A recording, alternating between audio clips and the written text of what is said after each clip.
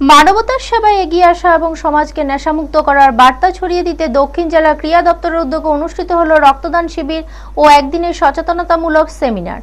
বুধবার দুপুর প্রায় 12টা নাগাদ বিলোনিয়া পুরাতন টাউন হলে সোনাতরী মুক্তমঞ্চে প্রদীপ প্রজ্বলনের মাধ্যমে অনুষ্ঠানের সূচনা করেন দক্ষিণ জেলা জেলা পরিষদের সভাধিপতি দীপক দত্ত। অনুষ্ঠানে উপস্থিত ছিলেন বিলোনিয়ার পুর পরিষদ চেয়ারম্যান নিখিল চন্দ্র গোপ, সমাজের শিক্ষা দপ্তরের আধিকারিক প্রবীর দেবব্রহ্মা, ক্রীড়া দপ্তরের আধিকারিক রিতেশ শীল সহ অন্যান্য বিশিষ্ট ব্যক্তিরা।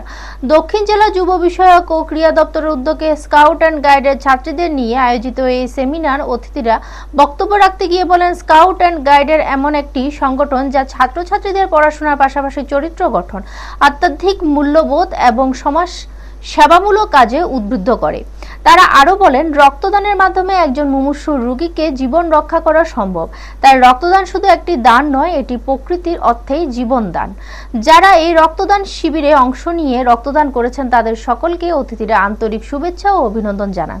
আলোচনা পর্ব শেষে অতিথিরা রক্তদাতাদের সঙ্গে কথা বলেন, তাদের উৎসাহিত করেন এবং মানবতার সেবায় এগিয়ে আসার জন্য ধন্যবাদ জানান।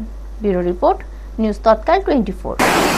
আমাদের রক্তদান শিবিরে এগিয়ে আসবেন এবং এই যে গাইড যেটা বললাম, আমাদের জেলার মধ্যে যেটা এখনো ভালোভাবে আমরা তৈরি করতে পারিনি পুরো জেলা জুড়ে, আমরা কোনো এবং দপ্তরের কাছে আহ্বান রাখবো যে আমাদের এখন সব মহকুমা যেভাবে হয়েছে, মোটামুটি হয়েছে, এভাবে যাতে প্রতিটা মহকুমায় একটা শক্তিশালী সংগঠন, কারণ এটা শুধু নিজেদের জন্য নয়, নিজেদের জীবন গঠন, নিজেদের একটা আধ্যাত্মিকতার পথে নিয়ে যাওয়া, পাশাপাশি সামাজিক যে কাজগুলো রয়েছে এগুলোর পাশাপাশি দুর্যোগ মোকাবিলা থেকে শুরু করে সমস্ত রকমের মর্যাদা সমাজের যে কাজগুলি রয়েছে তাদেরকে সমাজ সেবায় উদ্বুদ্ধ করা।